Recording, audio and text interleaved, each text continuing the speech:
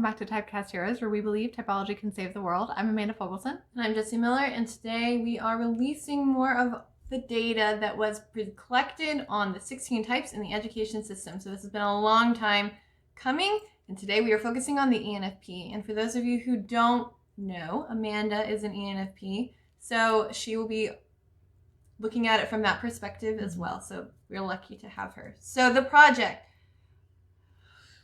When did feelers start? So in summer of 2020, the data collection began on the feeler portion of the 16 MBTI types. So ENFPs are a little more prevalent of the intuitives. They're about 8% of the overall population of the world.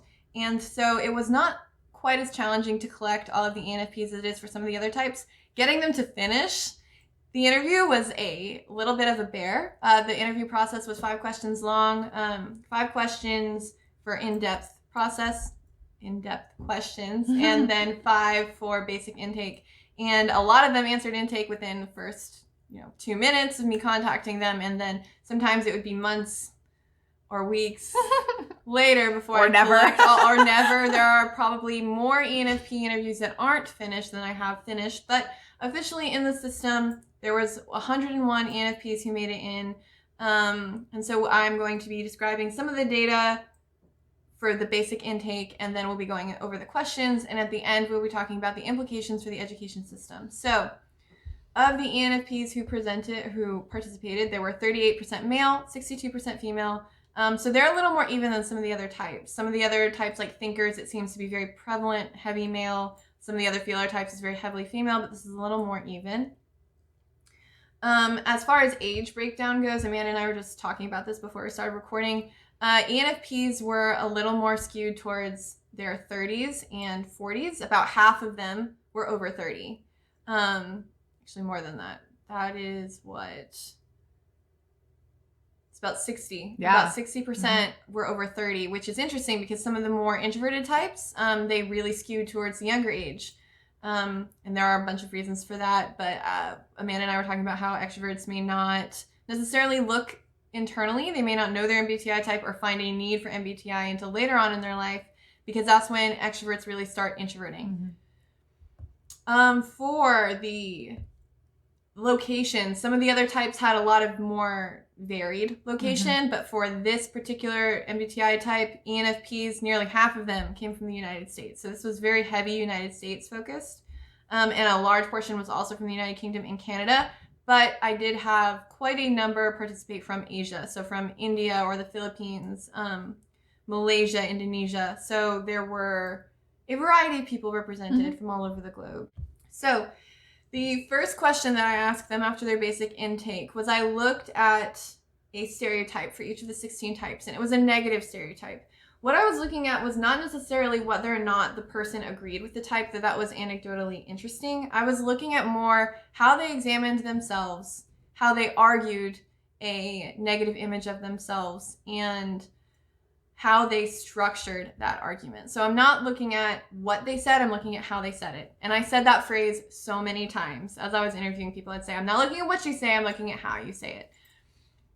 So for ENFPs, the stereotype that I presented to them was, ENFPs hold a wide variety of interests, and this sometimes affects their ability to go really in depth to a topic. How do you personally view your depth in consideration to your interests?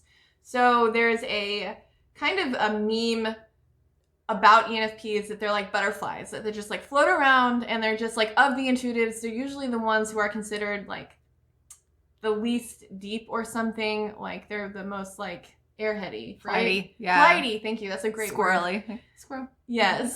So I was interested to see how ENFPs saw themselves in light of that. So I was asking them to look at themselves. One of the things that this project came into criticism very early on, and I will probably repeat this in all of the podcasts, but was the confirmation bias. Like, how do you know that people aren't just answering you for your type? Remember, I'm not just looking at what they said. So in this instance, it was interesting because 89% of ENFPs said that stereotype is me. Whether or not that's confirmation bias, I can't say. But what I did find was interesting was how they addressed this topic. One of the things that you would think with an extroverted perceiver is that they wouldn't hold strong opinions. That was something that is pretty prevalent, that ENFPs are supposed to be some of the most open-minded, or may not have a strong opinion right away. But 80% of the ENFPs that I talked to felt very, very strongly one way or the other, and they had very high emotionally connotative language. So what that means is there was a lot of superlatives like, we are the most this, or we are always this, or we are the best, or this is extremely this, or really this. There was lots of these qualifiers and adjectives added on to all of their opinions, because it wasn't just, I disagree, I hate this, this is the worst opinion ever, or no, I strongly resonate with this. It was very much, there wasn't a whole lot of middle ground with their answers, which is a different way to approach a question, because there are other types who would approach it from a very unemotional place. Right. So this is not necessarily saying they're super emotional. It's just saying that their language is indicative of more emotional meaning, which is interesting. And that was something that would not be confirmed by type confirmation. Right. Because again, that's how you're saying it, not what you're actually saying. Something that I thought was interesting is I examined for all of the types how often they use the word think versus how often they use the word feel, because even if you are using English as a second language, there are implications attached to those two different word choices. And then I also looked at believe. It was interesting to me that ENFPs, far more of them used I think than I feel.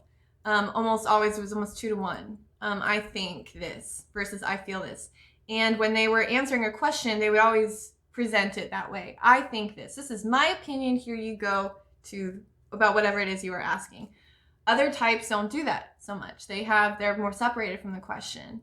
And when they were addressing this stereotype, when they were presented with this, they jumped from personal experience. 96%, as far as like arguing goes, whether or not they agreed or disagreed with the stereotype, 96% of them pulled from their personal experience.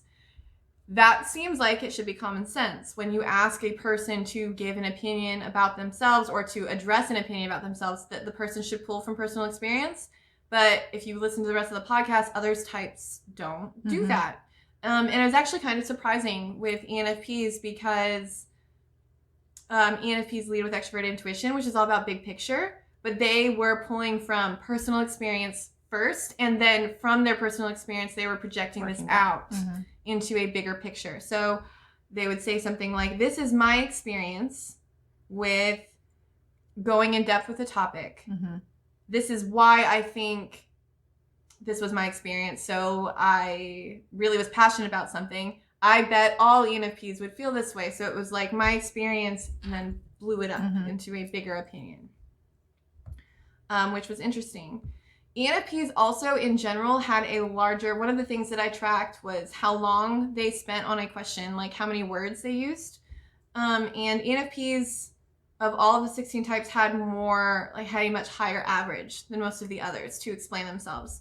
Amanda and I have talked about this before, with extroverts needing to talk out their ideas. So this was a theory we had, that they would take longer to get to their opinion. So it'd be like, I don't really know what I think about this. I'm going to go to my experiences. Then I'm going to like slowly get to where I have my opinion at the end.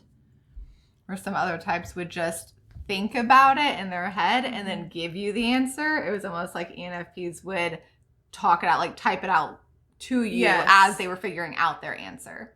Yes. One of the things with this project that's really cool, when you go check out the blog, where all the charts and data and everything, and all of my explanations are written like pretty in depth.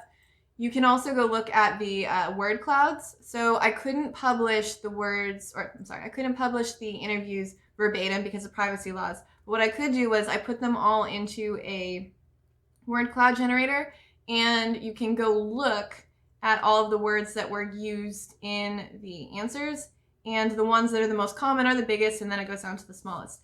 But if you go and you look at like ENFPs, they had stuff like LOL, haha, oh, like and like the ellipses, like the ... whereas other types would not have those. So Amanda's exactly right. They were using this to think out loud. Like they were typing and they were just like stream of consciousness typing.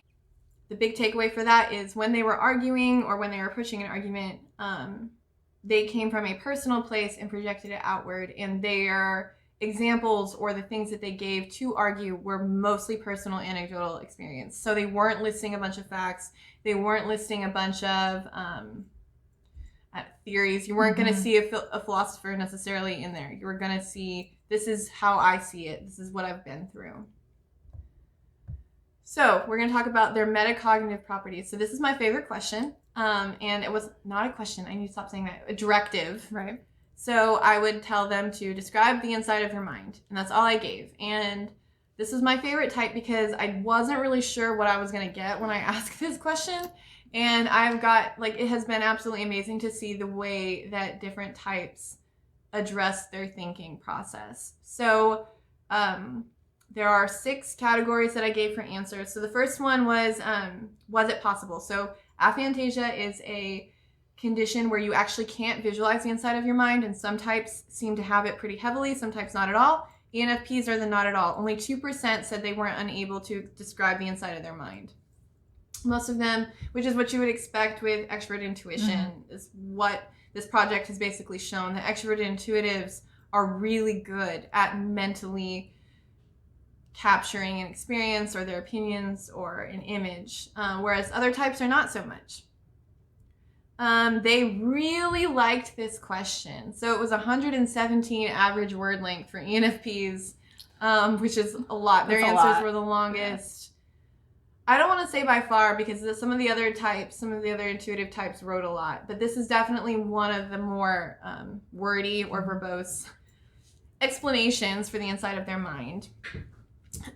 So if they could, there were 5 categories for if they could describe the inside of their mind. So the first one is abstract descriptive. So that's when they would tell me things like there are ideas floating around and they will connect and they'll string together. Or it is a giant web of feelings and emotions and colors, and they would just give me a lot of abstractions, like things that you could kind of picture it in your mind and you could tell that they understood it really well, but it was very abstract. It was far more on the abstract side than the concrete reality. And about 20% of ENFPs fell in that category. One of the other categories is process. So they will tell you what your brain does. So they'll say, I analyze information, I daydream, I imagine things. And they wouldn't tell you what they were imagining, what they were problem solving, or what they were daydreaming about. They would just say, this is what I do, and that's process. I see that in a lot of answers across all types.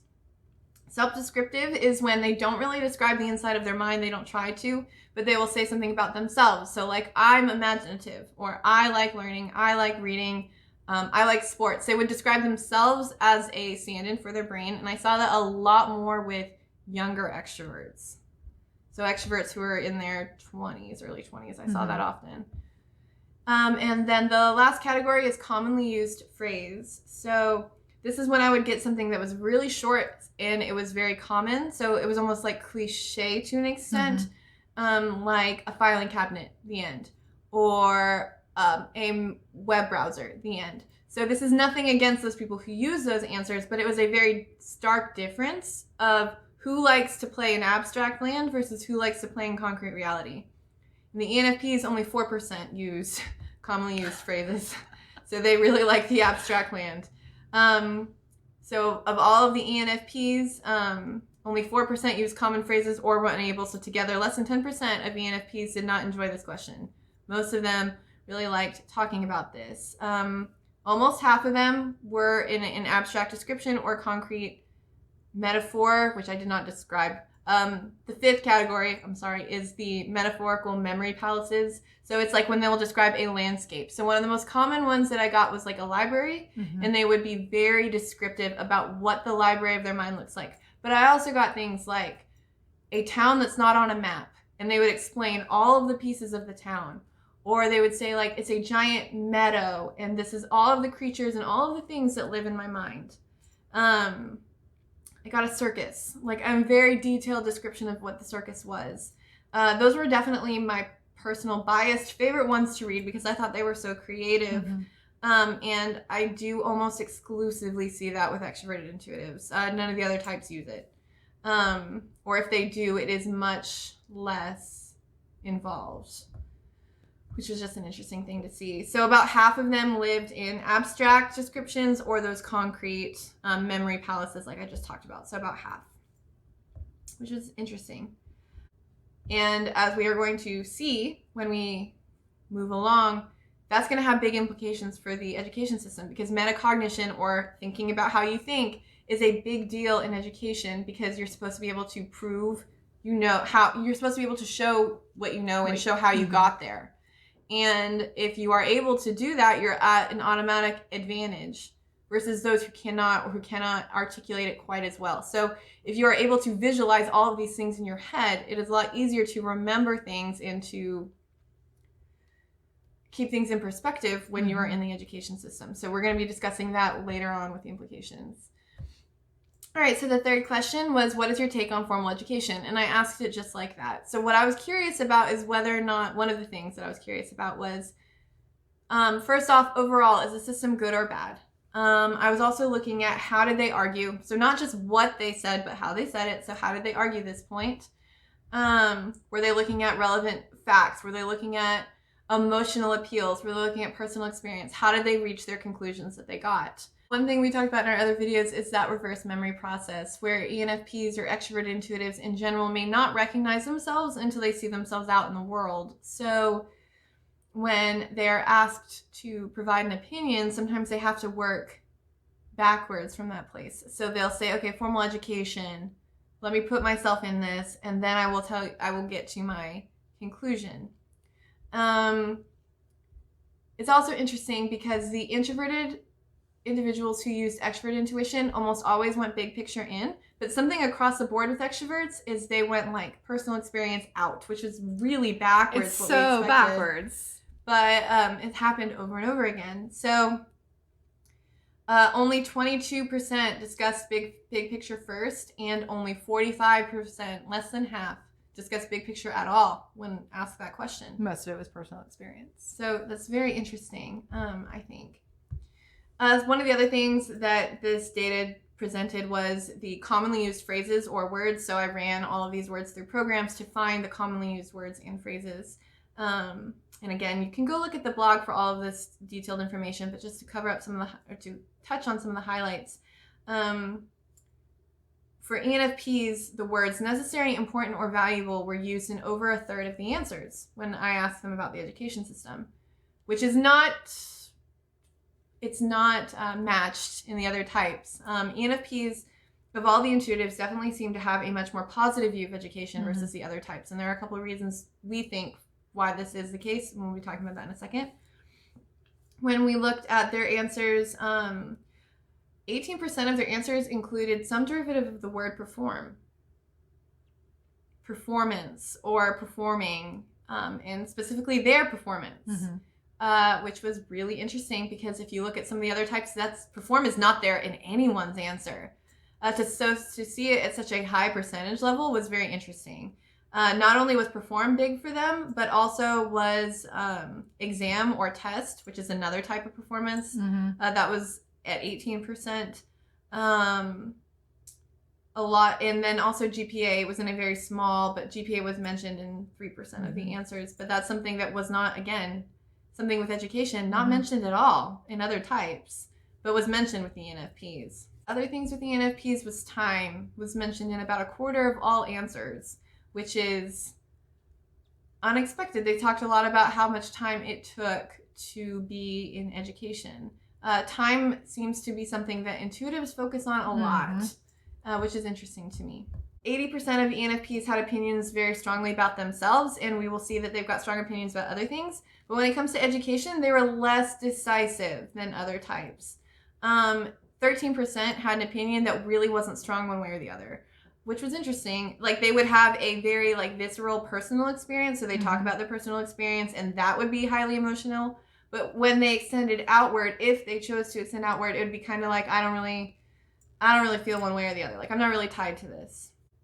But overall, they did seem to like education better, with 56% saying it was good, 30% saying it was very strongly bad, and then, like I said, 13% not really one or the other, which is, for intuitives, it's a lot more positive than the other intuitive types. They also used a lot of I think. Pretty commonly, like I mentioned earlier, I think was over a third of all of their answers to justify it. They were very clearly claiming their opinions. These are mine. These are my opinions. These are my ideas that I'm giving you. Instead of listing it out as just like, this is the general idea, or this is the general fact, or this is how it is, broad spectrum, it was more just... Yep, personal. Very personal, which was incredibly interesting. And again, implications in just a second. So the fourth question was a tricky question. I asked it so many times thousands of times, literally. And it was a two-part question, and I was always interested in which part people gravitated toward and how they argued this. So I asked, if someone wanted to convince you to do something that you are morally against, how would they do so? And how do you define your moral code? So the reason and the rationale behind asking this question was because in the United States in particular, there are a lot of religious barriers in education. A lot of people fight education system because of religious reasons, or in the name of religious outrage, and I was curious if I could find an association with type. So I've asked them to look at themselves, I've asked them to look at their thought process, I've asked them to look at a logical, concrete thing like the education system and to explain their opinions on that. And now I'm asking them to look at something very abstract and very metaphysical, like a moral system, and to explain that. So I'm looking at the ways that they explain, not just what they say. So I was curious, one of the things, if they saw themselves as open-minded or closed-minded, because ENFPs, again, are supposed to be some of the most open-minded types. Most of them didn't say one way or the other. They didn't define themselves, but 27%, so about a third, thought that they were open-minded, which makes sense. I also looked at whether or not it was possible for them to go against their moral code, and so most ENFPs said yes, 69%, so they could go against the moral code, and 29% said no. And then something else that was interesting is certain types, when I was asked this question, they would almost get like morally outraged, like they'd get really upset or kind of like offended that I asked how this could be done. And so that then I would get a lot of like exclamation points in that very strong emotionally connotative language like I was talking about earlier. And ENFPs had that also. About 10% of them got really charged up by this. So it was less than other types did, but it was enough to show some significance. Like they were showing this emotional connection to, why would you suggest this? Why would you make this suggestion? If they said that they could be morally convinced, some of them said they gave emotional reasons, some of them gave logical reasons, some of them gave both. But for ENFPs, only 3% said logic would change their mind. And then 20% said emotion would. Makes sense, right? Totally makes sense. I also looked at, was their answer more focused on the greater good or personal values? Because extroverted feeling, this was one of the very first conclusions I reached last summer, was that extroverted feeling would probably be more concerned with the greater good versus introverted feeling, which would be more concerned with personal values. That should just be the case because of how cognitive functions work. And with ENFPs, that was the case. Only 7% said anything regarding the greater good. 62% made reference to their own value systems and their personal systems. And it was very clearly like, this is my system. This is my belief. And then also I considered whether or not they used abstract or concrete examples. So again, a lot of them are pulling from personal experience. So they're not using those logical systems that I've seen other types do to argue this. They were very much using, this is my value system. This is the way that I could be swayed or couldn't be swayed. And they were using a pretty even mix of abstract and concrete examples. So for instance, some ENFPs would say, I have a very strong moral code, but I could be swayed if it was in the name of my freedom, or if it was in the name of my peace, protecting my peace. Or so that would be an abstract example of when they would sway from the moral code. They could also have concrete examples like, I would do this to protect my family, or I would do this to provide stability for my family. So when they were arguing, they came at it from a place of my personal system, my personal beliefs, and then they were using a mix of concrete versus abstracts. Other types, not so much of a mix, not so much of their personal system. So we're going to keep all of this in mind when we look at how would they function then, how would such a person function in an education system. The last question was to describe your relationship with your intuition. So this was a question that got asked to all of the intuitives. I wanted them to define intuition. What I was looking for, my rationale was, I was looking at another way of thinking. So intuition, it's not from the metaphysical realm. It's not the logical formal education type of argument that they would make. It's not really looking at themselves. It's another level of metacognition. Like, how do I reach my conclusions that I reach? 70% of ENFPs said that they trusted their intuition implicitly. Like they trusted it 100% of the time. They just went with their gut. Which is interesting because introverted feeling, which is their second process, is really the thing that should be associated with going with your gut. So it makes sense that they would trust their intuition over some of the other intuitive types. Which, again, this is like going back to the confirmation bias. This is kind of proof that there didn't seem to be a lot of that in this, because when you say intuition, the general population is going to think of gut feelings and what your instincts are. But really, when it comes down to cognitive functions, those gut feelings live within introverted feeling, not intuition. So that just goes to show that they were relating the term intuition as their gut feelings. Even though it was, it's not necessarily accurate according to cognitive functions. Something that I thought was interesting is ENFPs love describing their mind. They had a lot of fun doing that. They liked talking about their ethical and abstract beliefs, which makes sense with their introverted feeling process. They even like talking about like their own experience in the education system. A lot of them had a lot to say. But when I asked them this, to describe their relationship with intuition, this was by far the shortest answer. And it's a big difference. I mean, so they had over 100 words average for the describe the inside of your mind question, and for the formal education system, and for their ethical belief systems. But when asked to describe their intuition, it was 68. Such a significant difference. And so Amanda and I were talking about this earlier, and she is, as an ENFP, believes that it could be because it just comes down to the fact that you trust your intuition. You just trust your gut, and there's really, when you trust your gut, and when you're an ENFP and you've lived in the society that we live in, so often you don't really feel the need to back it up because you don't feel understood in that way a lot of times either. So you eventually learn, and if you look at the data, we did have older ENFPs, like 30s, was the majority, over 30. And so at that point, you're kind of tired of describing why you trust your gut. But majority of ENFPs would just trust it and not really question it. So it was an easy answer. It could be simple. And it was also the last question, which is something I've thought about too, because if they spent 117, if they've written, what would that be, like 400 words so far, and they're like, done. This one's easy. Yeah, they're like, we're finished with this. We're ready to go. And whatever they were going to describe, they may have possibly described in their other answers. Right, so it could be a recapping. Yeah. A lot of them, there was a lot of cross-referencing back. So when you look at all of the intuitives as a whole, or specifically extroverted intuitives, so that would be ENFPs, INTPs, INFPs, and ENTPs, by far, ENFPs seem to have a more positive view of the education system. Their language seemed to be a lot more, it trended positively.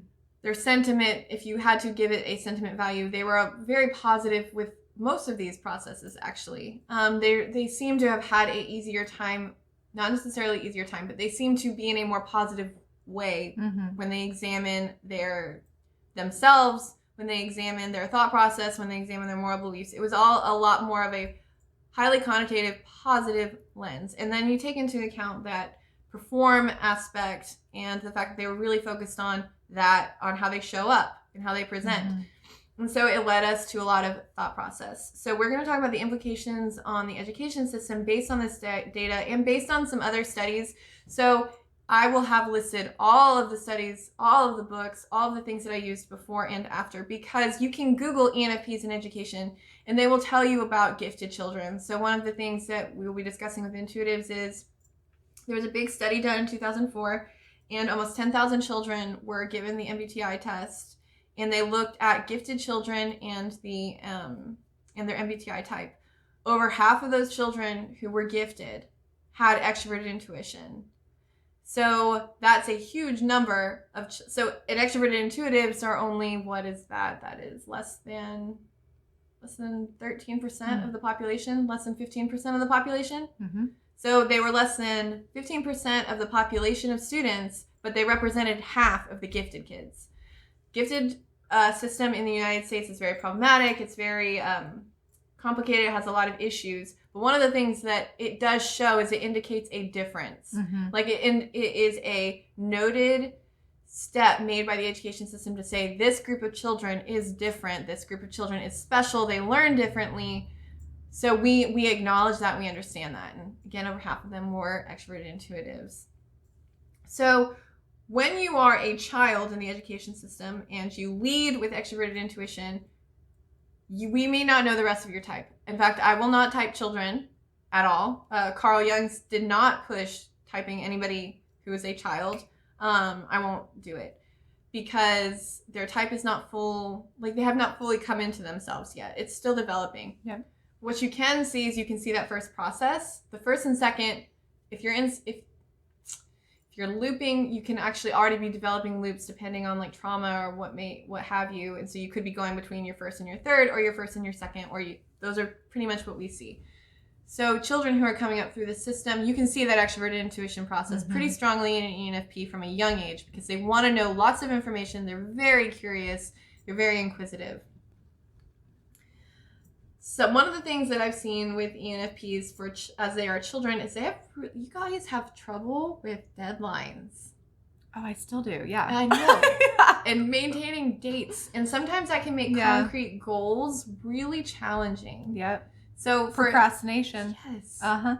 And so for a kid who is going through the education process and they are trying to learn as much as they can, actually presenting a concrete thing can be a lot of struggle. It's even now it can still be, I'm 29 and it can still be a challenge, but it's because you want to consume. You don't necessarily want to put out as much, especially at a younger age when you haven't been fully developed yet. Like you haven't completed that process and you're not using your third and fourth functions as much. Mm-hmm. Now, having said that, Amanda and I have been talking about why do ENFPs seem to do so much better in the education system than the other extroverted intuitives, because INFPs do really well as well, but ENFPs seem to really just overwhelmingly have a stronger positive thing. And so their third function is extroverted thinking. Types develop probably more often, they develop between their first and their third than they do the first and their second. Mm-hmm. Because if you're extroverted and nothing has really ever happened to you to make you be particularly introverted, particularly an extroverted perceiver, you're going to loop between those two functions. So extroverted thinking probably does better as a child function in a structured environment, which is probably why they tend to do better in education. Additionally, there's that performance piece. Yeah. Which is also very extroverted thinking, right? It's super extroverted thinking. So part of extroverted thinking is so you want that structure, but there seems to also be this need to be the best with extroverted thinking. And you can see that in other types who use it in their first and second functions as well. Or really the first and third. Those extroverted users just because they want to know that what they're putting out there is good. They need that acknowledgement from their environment that what they're doing is good. So TE child does tend to want to be the best, is what we see across any extrovert really who's using TE. And so when we saw the word performance come up, again, I think that might not be something that you would expect from ENFPs as much. But I resonated with it on a personal level because I have always wanted to be the best. And anything that I spend my time and my energy on, which again, time came up as well. If I'm spending my time and my energy on something, I want the proof that it was worth it. And so that performance meant a lot to me. Being a straight A student meant a lot to me. On the flip side, I think probably where FI could come in is more about also that recognition. So even though you're not maybe introspecting as a child as much, I think that recognition for saying I did good and I hear that, and that you kind of, you're acknowledged, like you get acknowledged for the work that you've done. And so I don't think it's so much as an introspective process when you're a child and you're in the education system, but I still think that it's important to acknowledge the people who are putting their time and energy out there. Mm-hmm. One of the other things that I think is a challenge for ENFPs is we were talking about that reverse memory process, and like how when I'd ask a question, they'd pull from their personal experience first and go outward. ENFPs are all about experience. They want those experiences, and as a child, they may not have them. Right. And so when you ask a child their opinion on something, or if you are giving them a prompt and it can be really open-ended, ENFPs can have really vibrant, beautiful imaginations, like we referenced with all of their mental descriptions of how the inside of their mind presents, but they may not know what they feel about certain things because they don't have that experience and their imagination is limited. Mm-hmm. So ENFPs, we will talk about this often, like they want to go out and do things. And as a child, they may not have yet done it. So I think that can be a big difference with why some ENFPs do beautifully in the system and some don't. And that's the same for all types. But I do think that that is a big defining difference, is that some ENFPs are kind of encouraged to learn as much as they can and their curiosity is fostered. Mm-hmm. And then some ENFPs, it's not, and they're seen more as the flighty ones, the ones who can't finish anything. They're probably the ones who are more equal on type development, so they're probably the 1-2 type. So they are learning information, but it may not have such a wide expanse of knowledge, and so their introverted feeling process is also developing, and they may have difficulty in...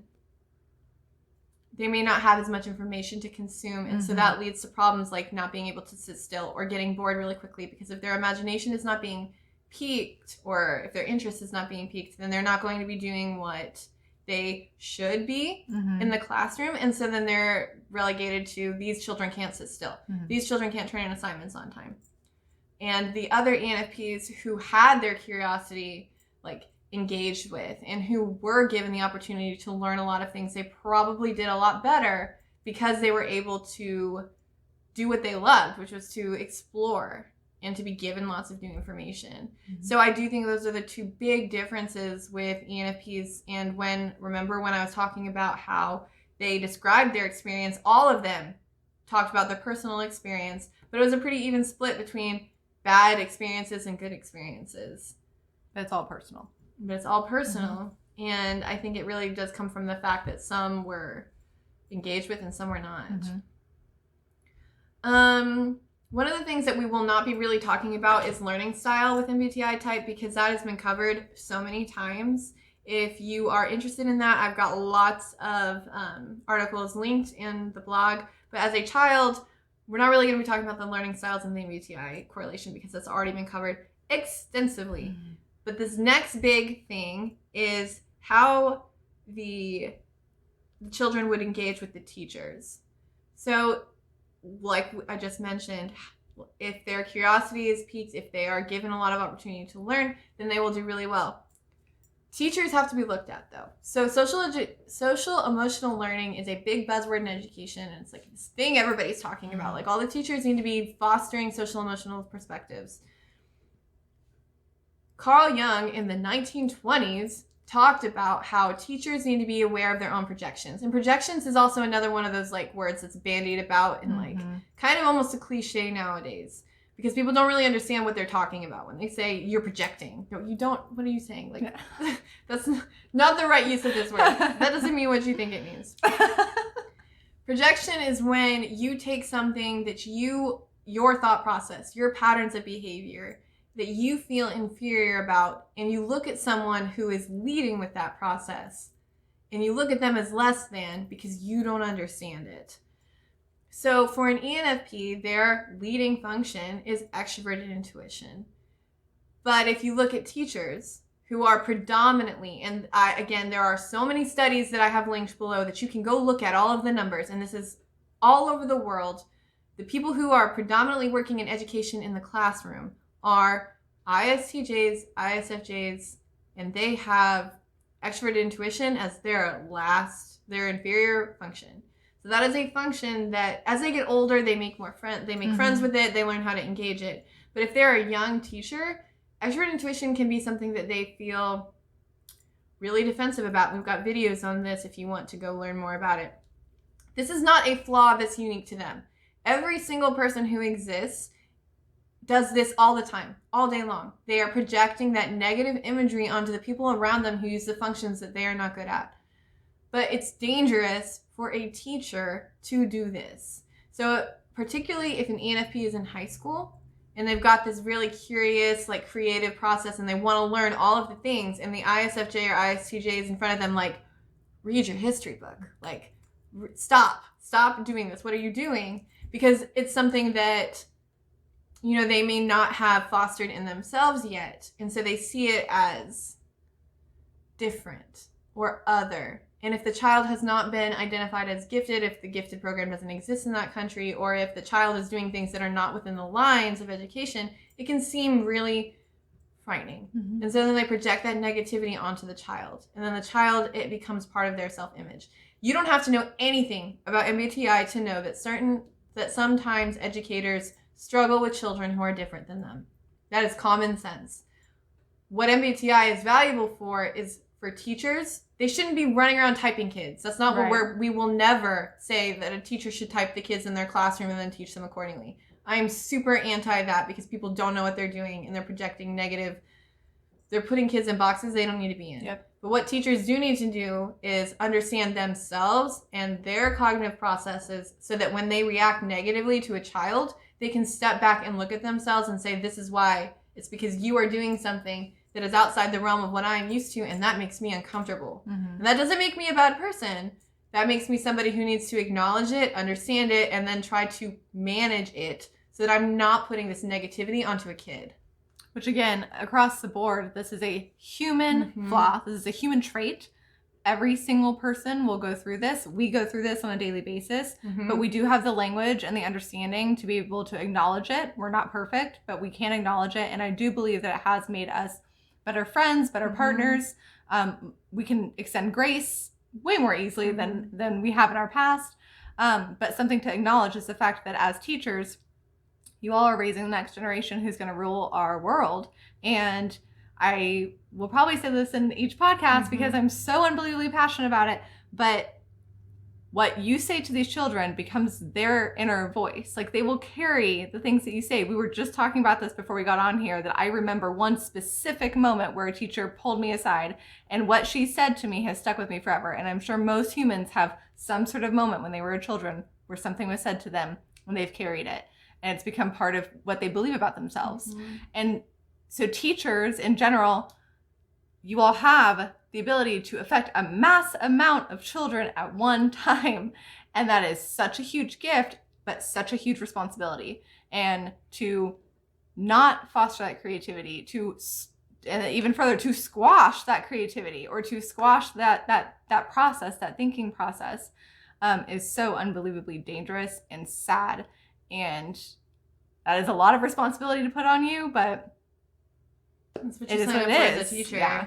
And ENFPs in general like learning. That is something that they enjoy doing. But if you are a teacher and you are projecting your own anxieties and insecurities onto a kid, that's really detrimental to them. Something else with ENFPs when we are talking about teachers, so not only do some teachers have a tendency to project this anxiety onto the children, ENFPs are not super prevalent in education either. So they are more than other intuitives, particularly in the creative fields. So you're going to see a lot of ENFP art teachers or dance teachers or music or theater. There's a lot of ENFPs in those fields, and again, you can go look at the numbers. But when it comes to things like history, they're not as represented. They're not as represented, or even mathematics or science. Like, you won't see as many ENFPs. They exist, but you're not going to see quite so many. So if you have an ENFP child who is, let's say, interested in science, and they may look and not see a teacher who thinks like they do.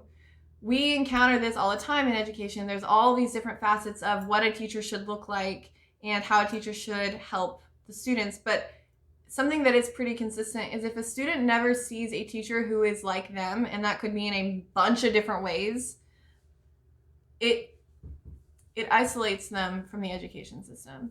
So ENFPs, if you are someone, I'm going to push this really hard for intuitives, but intuitives, you need to go into teaching.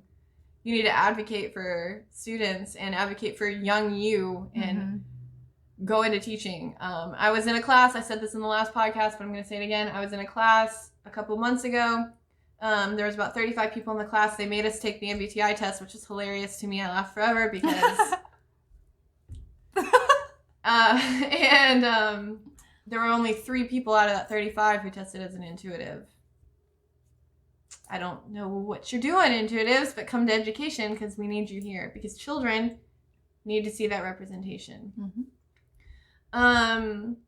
So those are some of the issues that children will have. ENFP teachers also can have sometimes struggles in the education system because the education system is really in defiance of y'all's FI. Oh, yes. So education has, there's a lot of problems. That is common sense. There are a lot of problems in the education system, and everybody always thinks that it's better over there. Like, there's somewhere that education's better. I've interviewed thousands of people from 81 different countries. Education's not better anywhere else. Like, there may be, I suppose there are better systems more suited for certain individuals. Right. But there is no place, nowhere where everybody's super happy and super thriving. The best way, all the 16 types can't exist in peace and harmony in education anywhere around the world. Not as it currently stands. So one of the things, yes, intuitives need to go into more teaching, but also teachers need to, the teachers who are currently there, all of the SI dominants, you guys are good. I'm not saying anything against you. I work with you every day and you're great human beings. But I think that there does need to be an understanding that beyond just the fact of, oh, this is a gifted child, this child is special, I'm just going to put them elsewhere. Like, I'm not really going to try to engage them. I'm just going to say, okay, that child's hyper intelligent, or that child just can't finish anything. That child's a procrastinator. Like, all of those labels that get put on children is really dangerous. So understanding those, your own insecurities and your own deficiencies, really, at the end of the day, everybody has them. But it can be really helpful for children. And I think it's a big stepping stone of social emotional learning that isn't talked about and that isn't really promoted in the education system. MBTI is really relegated to learning styles, which is covered extensively, and career development, which is bunk, which is not real. So strongly suggest ENFPs, with your strong passion, with your strong FI, with all of your experience that you have, come to the education system and become teachers in that system. And with that, just to tack on that, it's like not just the SI dominance, like Jesse was saying, we're talking about it, you guys, because this is the education system and it just so happens to be dominated by SI doms. However, you can carry this into your career. You can carry this into our politicians. You can carry this into music and art. You can carry it into when you're an adult and what your actual existence looks like as an adult as well. So if you're at work and you're looking at your manager, or as a manager, if you're looking down at your employees and you're treating everyone the same and acknowledging them the same way, disciplining the same way, that's exactly what we're talking about. Not everyone takes in information the same. They don't make decisions. They don't see the world the same way. So this is across the board. And again, I only say this because as teachers, you guys are raising the next generation. And so it never ends, but it begins with you. So we covered teachers, we covered students, and then we covered different teachers of the students. But now we're going to look at the next group, which is parents. So if you're a parent, you shouldn't type your children. That is something that I hate saying things like that because you do you, but typing a child is not The danger is that they'll be put into a box that isn't accurate. Or unfair expectations. And with all of the other things flying about, that's not really something that you want your child to have. I would, if you are determined to have your child typed, I would wait till high school. But that doesn't mean that you can't see the first process. So my son is 8. I'm positive he uses introverted thinking as his first process. I don't know if he's going to be an ISTP or an INTP. He could even turn out to be an ENTP, ESTP. But at this point in time, introverted thinking is a very strong process for my son. So you can see things like that. So if your child is showing a strong penchant towards extroverted intuition, so if they've got that strong curiosity, the worst thing you can do in the world as a parent is to squish it. Don't do it. Like encouraging that creativity. And just because this is something else, just because your child has that curiosity, that does not automatically mean that they're going to do well in school. That doesn't automatically mean that they should be gifted. That doesn't automatically mean that you don't have to keep on them about deadlines or all of those tangibles, or that they are going to be natural inquiry does not merit success in the education system as it currently stands automatically. Because learning is learning and curiosity is curiosity. That could be about anything in the world that might not be about the subject that they need to pass to get to the next grade. And that's super important to recognize, that they may be very intelligent and they may be very curious and have books in front of them at all times and just want to consume information always, but it might not be the information that's going to help them pass that class. Right. It may not translate to the current education system. So yes, there are issues with the education system for that reason, that has a set canon of knowledge they feel all humans should learn, and we can stand on a soapbox and complain about it all day. But when it comes to practical applications of this information, if your child has that natural inquiry, you're probably going to have to understand that that means they may not do so well with concrete things. They may not do so well with deadlines. They may not do so well with actually turning in the paper that they spent 3 months researching and daydreaming about. They may not ever actually get to finish it. So as a parent, the best thing you can do is to provide that structure. If the education system isn't doing it for them, my brother is an INTP, so he has extroverted intuition, but like he was super brilliant, but he struggled really badly with actually turning in anything. Like he would kill the tests, get 100 on all of the tests, like abstract physics tests that absolutely blew my mind, but he would fail the class because he couldn't turn in homework. Right. And we can talk about the problems with that, but at the end of the day, if that's the reality, the best thing to do is beat the system, I think. So encouraging your child to access that TE a little bit. Yeah, to really provide that structure for them if they can't. They have it in them.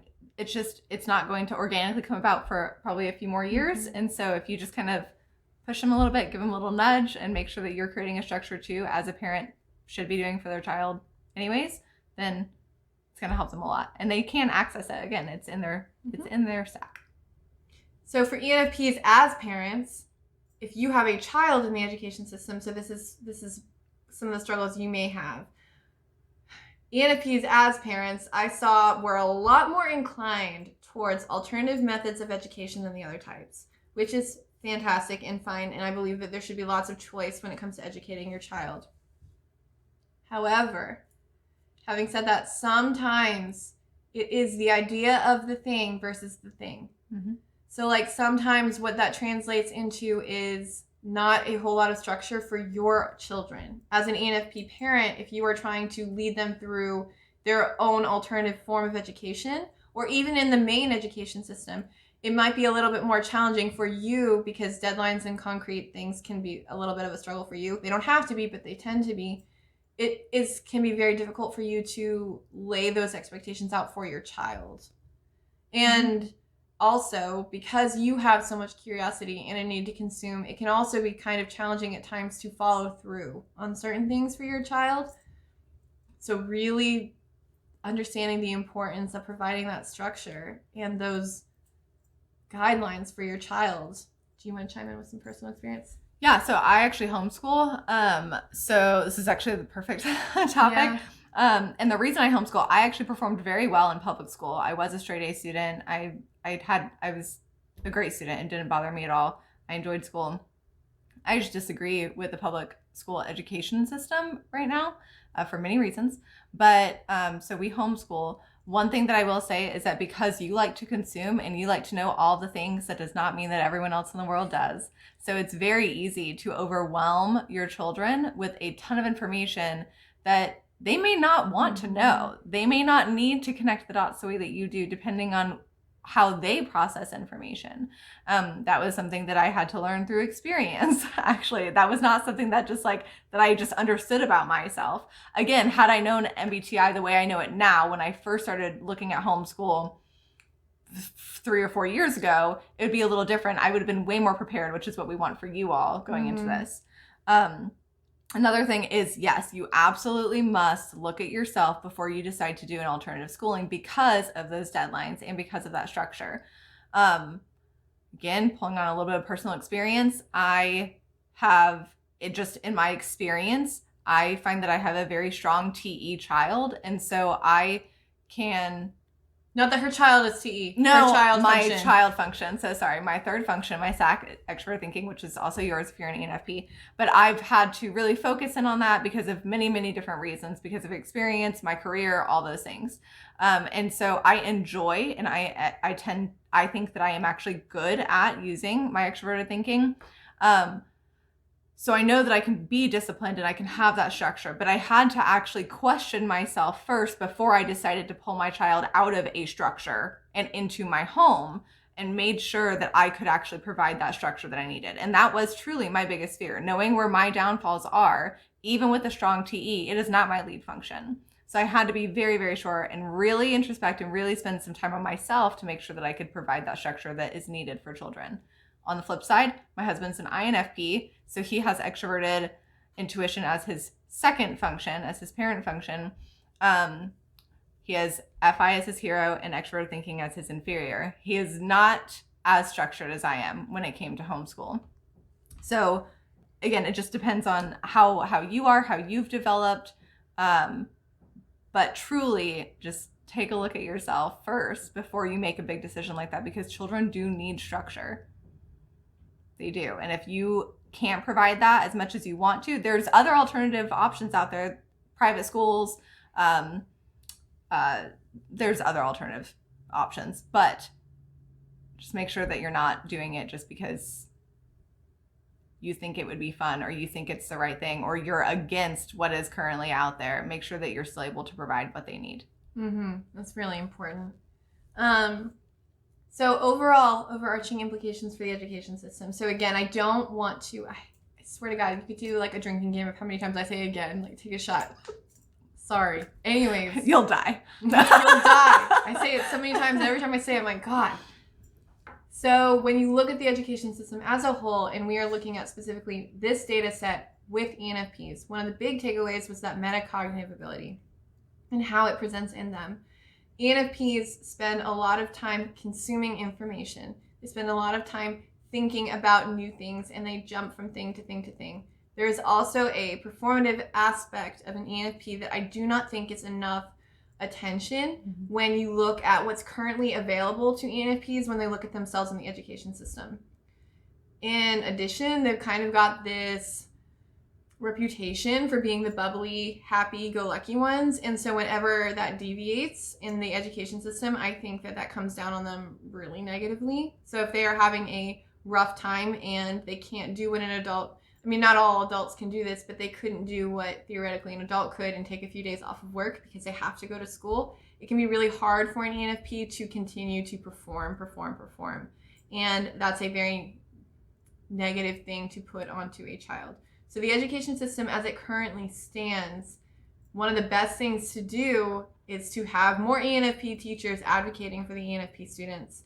I do believe that the gifted program, if it exists at all, I don't necessarily agree with the gifted program, but if it does exist, it needs to be more nuanced to specifically address the needs of the children, because ENFPs still need emotional assistance.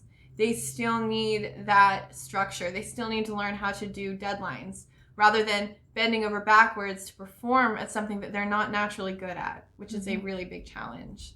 And they probably honestly should not be given a huge amount of freedom or a large amount of freedom, which is what sometimes happens in gifted programs. They're like, oh, you're super smart. You're good. You can do it on I'm your not own. going to help you. I'm not going to give you extra assignments to challenge you. I'm just kind of, and I'm a teacher too, I get it. But like, they should not be just stuck in a corner to figure it out because they're the smart kids or the curious kids or the inquisitive ones who perform really well. They still need to be nurtured and to be challenged, which is a big thing that the education system does not do. They're still children. Mm-hmm. So all of this has been incredibly fulfilling and incredibly interesting. Mm-hmm. Super interesting. So please stick around for the rest of the 16 types. All of them will be released in the upcoming months. Go check out our channel because we have 1,001 resources for all of the 16 types, playlists for all the 16 types, and we go in depth explaining cognitive function usage. And this is not the end. Nope. The education was the first data set. The next data set, I am so wary of saying a date or a type, but it's just going to be 2021. 2021, a new data set will be released and we will be doing another round of interviews, another data collection, because the whole point of this project was to talk about how MBTI could be used to positively affect the world. Because at the time, right now, it's really just self-help, and there's nothing wrong with self-help, but it could be so much bigger. It could be. It really could be. And we do both of those on this channel. We do offer the self-growth and that self-help and that self-love and all of that. But then there's also a completely different language that has been around that is just not as widely known as, say, the love languages or the Enneagram or anything like that. Learning styles. Exactly. And so, again, we have found this language to be incredibly helpful. And education just so happened to be something that both of us are very passionate about on two completely different spectrums, really. And so, and actually this has brought us probably closer in the middle than ever before. Also, there is the free type clarification. So if you are unsure of your type in this middle ground where we aren't really collecting more people at this point, you are still free to go ahead and message us and discuss your type. Thanks for watching. Thank you. Let's gather around the type fire and sing our type fire song. Our MBTITYPOLOGY song. And if you feel uncomfortable, then know there's nothing wrong.